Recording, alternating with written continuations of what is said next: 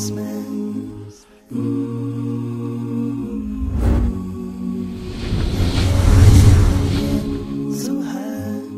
see. Along those lines, did Jesus ever claim to be God? This is a very commonly asked questions we receive on our hotline. And if the answer is no, what sort of proof do you have as a Muslim to back this claim?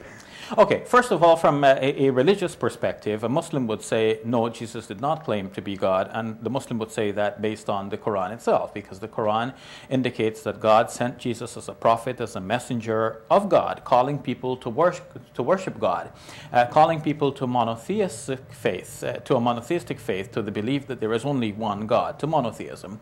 And monotheism in Judaism was known to refer to the belief in the unseen creator of the heavens and the earth, not a human being who walks on the earth. Human beings who walk on earth can be prophets of that one God, but not God himself.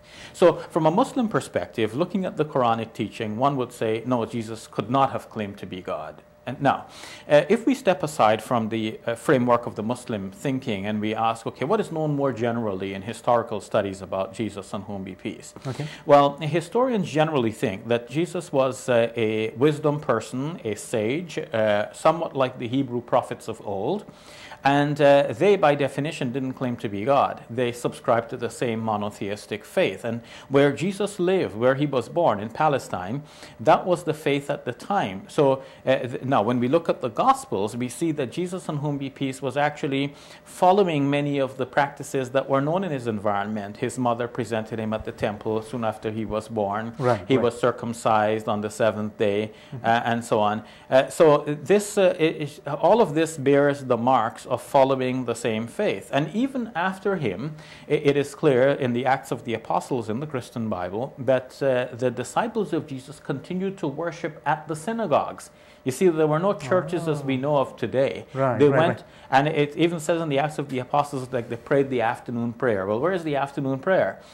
This refers to one of the three prayers that Jews offered during the day.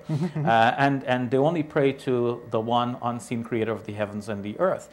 In the Acts of the Apostles, the disciples are referring to Jesus as the servant that God had sent.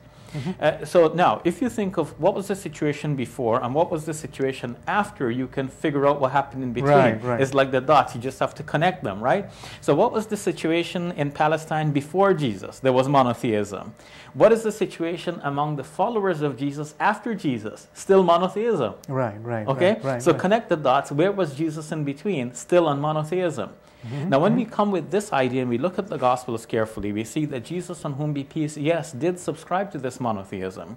In Mark's Gospel, when he's asked about good things, he said, why do you call me good? No one is good but God alone. So it's very clear that he is teaching about the one true God.